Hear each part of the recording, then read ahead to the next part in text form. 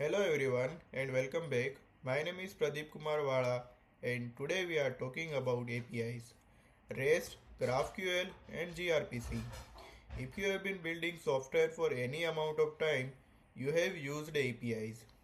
Every time your mobile app loads data, every time website fetches your profile, every time two backend services talk to each other, there is an API in the middle making that happen. But here is most developers do not fully understand. There are different ways to design an API. REST, GraphQL and gRPC are three completely different approaches. Each one solves different problem, each one has trade-offs and choosing the wrong one for your system is very expensive mistake. In this video, I am going to teach you all three. We will start from the basic, what even is an API. Then we will go deep on REST, its six principles and why it is still the most popular choice. Then we will cover GraphQL, why Facebook invented it and what problem it solved that REST cannot.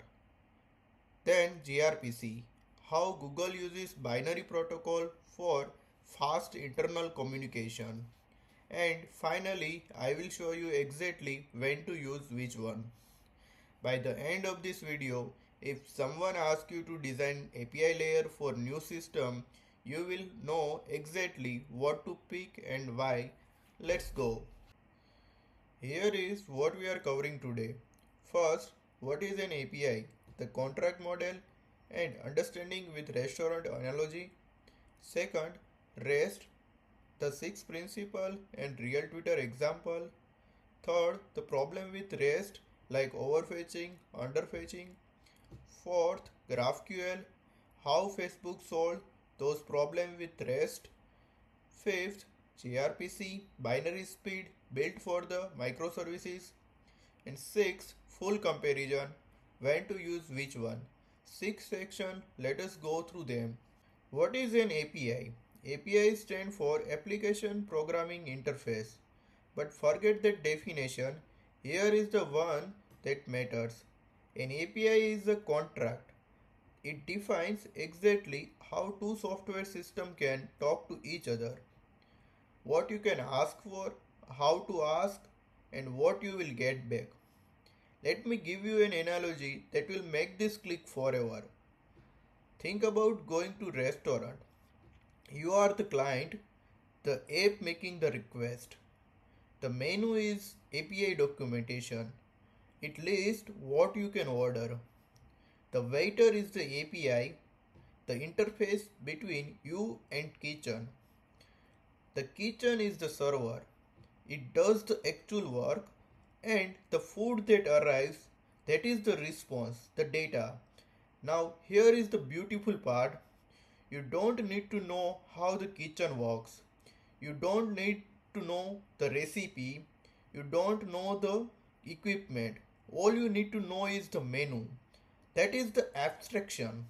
The API hides everything behind the simple interface. And APIs are everywhere. Twitter, Google Maps, Stripe, AWS, GitHub, all of them expose their functionality through API. If you are building any modern software, APIs are not optional, they are the architecture. Alright, REST, Representational State Transfer. This is the most widely used API style in the world.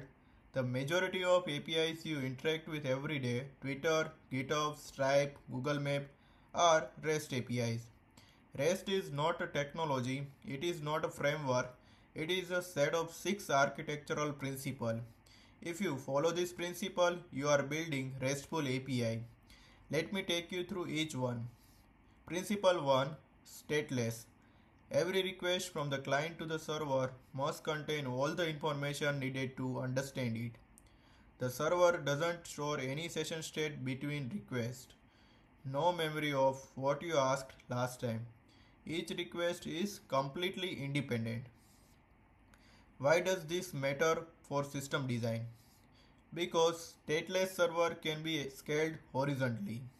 If no state is stored on the server, you can add hundreds of more servers and any of them can handle any request. This is critical for scalability. Principle 2. Client server. The front end and back end are completely separated. They communicate only through API. The client doesn't need to know anything about database and the server doesn't need to know anything about user interface. They evolve independently. Principle 3. Uniform interface. Resources are accessed through consistent, predictable URL. If you know the patterns, you can guess any endpoint. Look at the Twitter example and we can see that each and every endpoints are consistent and predictable. Principle 4. Cacheable. REST response should be cacheable wherever possible. GET request especially, if you fetch the same user profile a thousand times, it should be cached after the first time. This reduces server load and makes response faster. Principle 5. Layered system. The client doesn't need to know if it is talking directly to the origin server or to the load balancer or to the CDN or to the caching layer. From the client's perspective, it is just sending HTTP request and getting a response. This allows you to insert layers between client and server without carrying it all. Principle 6. Resource based. Everything in REST is resource. A user is resource, a tweet is resource, and order is resource. Each resource has URL and you can manipulate resource using HTTP verbs. These 6 principles together make REST simple, predictable, and widely understood. That is why it became the default. Any developer who knows HTTP can understand REST API without needing much documentation. REST is great, but it has real problems, and understanding those problems is key to understanding why GraphQL exists. Problem 1. Overfetching. Imagine you have a REST endpoint, get users 123, and it returns full user object. Name, email, phone number, address, bio, profile photo, maybe 50 fields in total. But you are building mobile app and you only need 3 of those fields. The name, photo and follower count. You asked for one thing but REST give you 50. Your mobile app is slow on 3G connection. It just downloaded 50 fields when it needed 3. That is overfetching.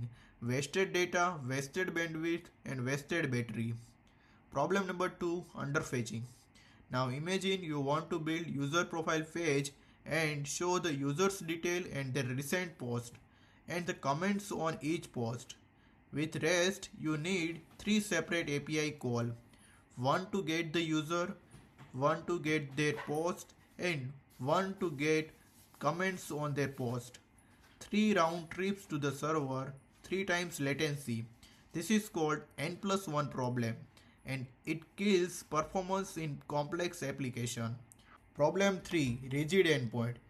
Your mobile app needs user's name and profile photo, small payload, mobile connection. Your web app needs user profile plus their recent activity, bigger payload, desktop connection. With REST, you have 2 choices. Create 2 separate endpoints for mobile and web or overfetch on mobile. Neither is great. This is why Facebook invented GraphQL in 2012. By 2015, they open sourced it to the world. GraphQL solves all these 3 problems with one idea. Instead of server deciding what data to return, the client decides. The client sends query a precise specification of exactly what data it needs, and the server returns exactly that, nothing more, nothing less. Look at the example on this slide. The query on the left say give me the user with ID 123. From the user I want the name, I want the profile photo and I want the follower count and I want 3 most recent tweet, and from each tweet I want text and like count. The response on the right contain exactly those fields. That is it, not 50 fields. Exactly 6 fields the client requested. on single API call, no underfetching, exactly the right data, no overfetching. GraphQL also uses single endpoint instead of multiple endpoint. The query in the request body tell GraphQL what you want. And because the client defines the shape of data, different client can send different queries to the same endpoint. Your mobile app send lightweight query, your desktop app send richer query, same endpoint, same API, different shape of data returned. This is the power of GraphQL. Now let us talk about gRPC, and I want to start with question that will frame everything. When you have two backend services talking to each other, not browser talking to server, but Python microservice calling Go microservice, do you care about human readable JSON? Do you care about browser compatibility? Do you care about anything except raw speed? No, you care about one thing, that is performance. This is the problem gRPC was built to solve. gRPC stands for Google Remote Procedure Call. It is how Google's internal microservices communicate with each other. Hundreds of internal services, millions of requests per second, and they need to be fast. Let me explain the core idea. RPC, Remote Procedure Call. The concept is simple. You want to call function on remote server as if it were a local function. No thinking about HTTP verb, no constructing URLs, no parsing JSON responses. You just call get user method, pass an ID, and you get user object back. The network is completely hidden. Here is why gRPC works in 3 steps. Step number 1, you define .proto file. This is schema file, defines your services and its method. Step number 2, you run the protoc compiler on the proto file. It automatically generates client and server code in any language you want. Go, Python, Java, Node.js, C++, Rust, all supported. You don't write the networking code, it is generated for you. Step number 3, the client uses generated code to call the server as if it were local function. Now, why is gRPC fast? Because instead of JSON, which is text, human readable but bulky, gRPC uses protocol buffer, binary format, significantly smaller, much faster to serialize and deserialize. Benchmarks consistently show gRPC is around 7 to 10 times faster than REST with JSON. gRPC also uses HTTP2 always. That means multiplexing, header compression, and most importantly, built-in bidirectional streaming. One gRPC connection can stream data in both directions simultaneously. This is something REST simply cannot do. The trade-off, gRPC is not supported natively in browser. You need a proxy called gRPC Web, and the learning curve is steeper. You need to learn protofile and code generation.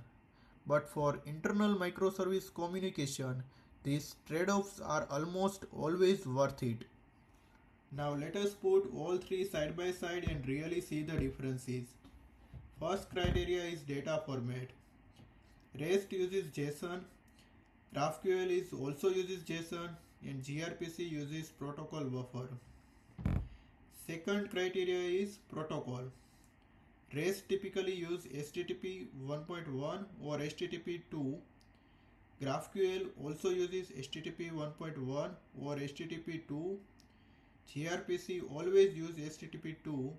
This is non-negotiable and it is what enables streaming. Endpoint design. REST has many endpoints, one URL per resource. GraphQL has one single endpoint and the query in the body defines everything. gRPC uses function call, no URLs at all. Overfetching. REST, it is a common problem, fixed response shape. GraphQL, never. You ask for what exactly you need.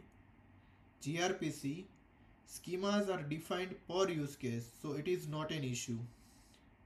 Underfetching. REST, multiple round trips for related data. GraphQL, one query can fetch deeply nested data. gRPC, designed per service contract, so again not an issue. Browser support. REST native, works everywhere. GraphQL also native, works everywhere. gRPC, need a gRPC web proxy. You cannot call gRPC directly from browser. Learning curve. In REST is low because if you know HTTP, you know the REST. GraphQL, medium. You need to learn the query syntax. gRPC, high because protofiles, code generation, streaming concept. Last criteria is best for. REST is best for public API, simple CRUD or web browser client. GraphQL is best for mobile and multi-client app, complex nested data and rapid iteration. gRPC is the best for internal microservice communication where high performance and bi-directional streaming is required. Alright, now the most practically useful part of this whole topic, when do you actually use each one? Use REST when you are building public facing API. If third party developers are going to consume your API, REST is the right choice. They know HTTP, they know JSON, they have a REST clients everywhere. Twitter's public API is REST. GitHub's public API is a REST. Stripe's payment API is a REST. Also use REST when your operations are simple CRUD. Create, read, update, delete. If your data model is deeply nested, each endpoint returns manageable amount of data. REST is a perfect and simple. Avoid REST when your data is deeply nested and you constantly hit over underfetching and overfetching problem, or when your mobile app is on slow network and cannot afford extra data. Use GraphQL when you have multiple client types that needs different shape of data. A mobile app, a web app or a TV app, all querying the same backend but needing different field. GraphQL lets all three use same API and get exactly what they need.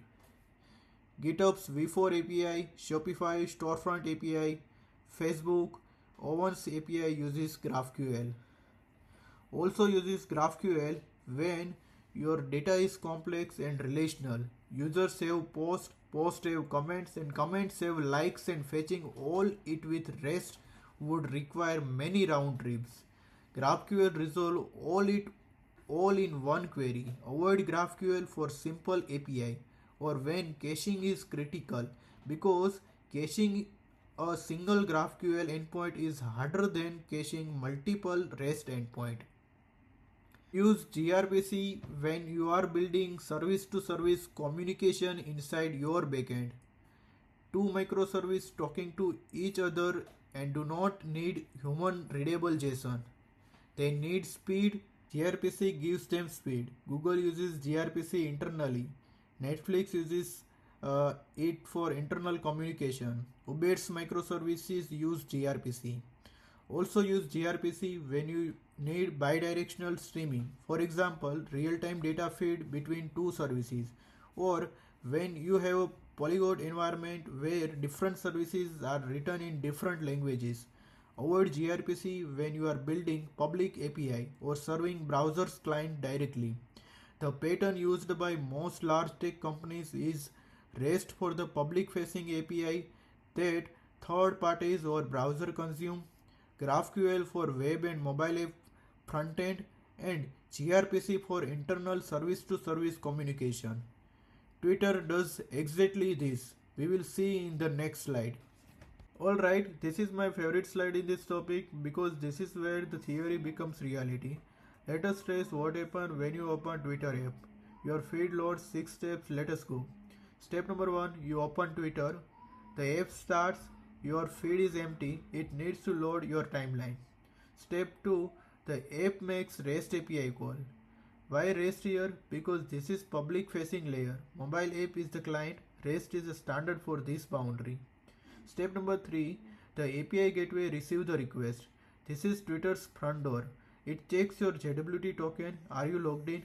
It checks rate limiting. Are you hammering the API? Then it routes the request to the timeline service. Step number 4. The timeline service needs data from multiple places. Your profile, your tweet and ads to inject. Each of those lives in a separate microservices. The timeline service calls all three simultaneously using gRPC. Get user, get tweet, get ads, all in parallel, all binary, blazing fast. This is why gRPC is used here, not REST. Internal speed matters. Step 5. All three responses come back. The timeline service assembles them into one JSON response. Your complete feed ready to render. Step 6. The app renders your timeline. Total time around 150 milliseconds. One tap, three technologies, REST for external layer, gRPC internally and JSON in the response. That is how real production systems are built, and now you understand it. 5 interview question. This come up constantly in system design interview at FANG and mid-sized tech companies. Let me give you model answer you can use directly. Question number 1. What is REST API and what are its core principles? REST is an architectural style for API that uses HTTP. The 6 core principles are stateless, meaning each request contains all the information needed and the server store no session between requests. Client server separation. Frontend and backend communicate only through API and evolve independently. Uniform interface. Consistent resource-based URL using standard HTTP verb get, post, put, delete. Cacheable. Response can be cached to improve the performance. Layered system. Client doesn't know if it is talking to load balancer, CDN or origin server. And resource based. Everything is resource with URL manipulated using HTTP verbs. Question number 2. What is the difference between GraphQL and REST? REST is multiple fixed endpoint, each returning fixed data structure. This leads to overfetching, getting more data than you need, and underfetching, needing multiple requests to get all your data. GraphQL has one endpoint where the client specifies exactly what data it needs in a query. The server returns exactly those fields, nothing more. This eliminates overfetching entirely and solve underfetching because you can fetch deeply nested data in one query. GraphQL is ideal for complex data requirement and multiple client types. REST is simpler, more cacheable, and better for the public APIs. Question number 3. When would you use gRPC over REST? Use gRPC for internal service to service communication inside your backend where performance is critical. gRPC uses protocol buffer binary format which is approximately 7 to 10 times faster than JSON to serialize and deserialize. gRPC always run on HTTP2 which enable multiplexing and bidirectional streaming.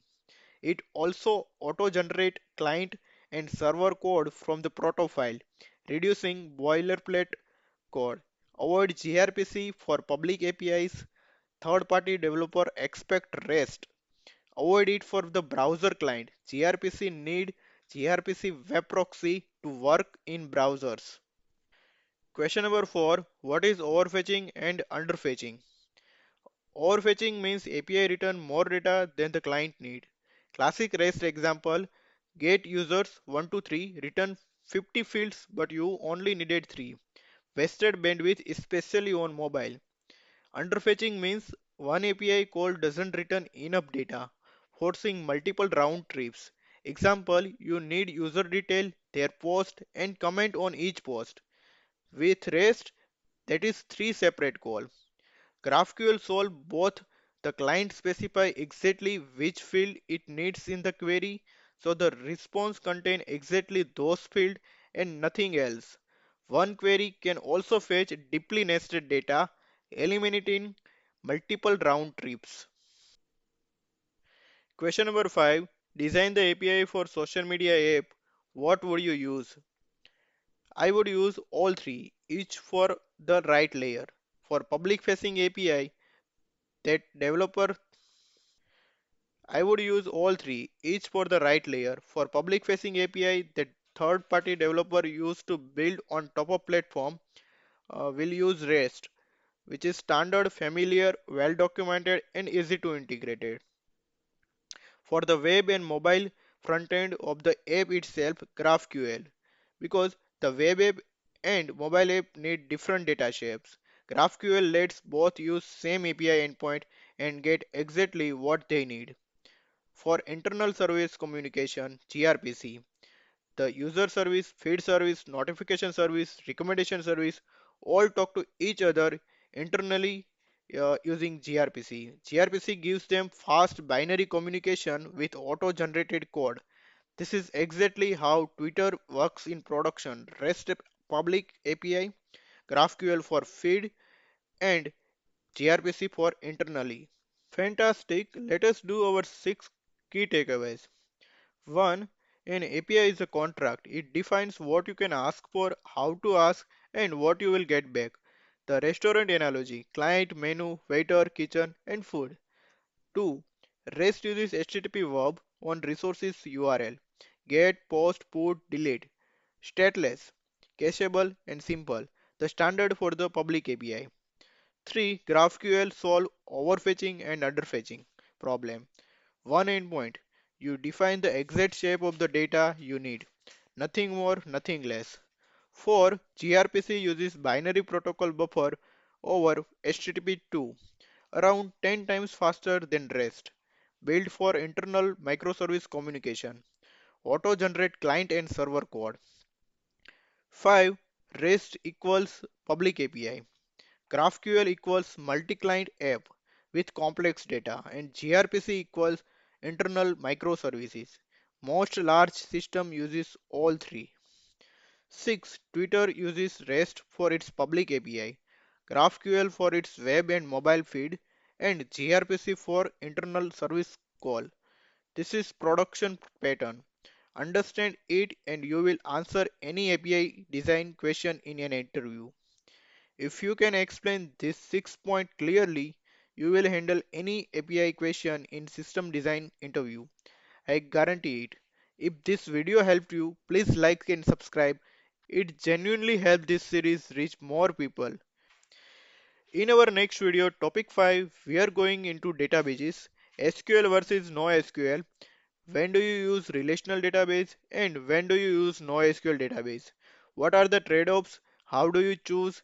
Very important topic and one that comes up in almost every system design interview. I will see you there. Thank you so much for the watching. Take care and I will see you in the next one.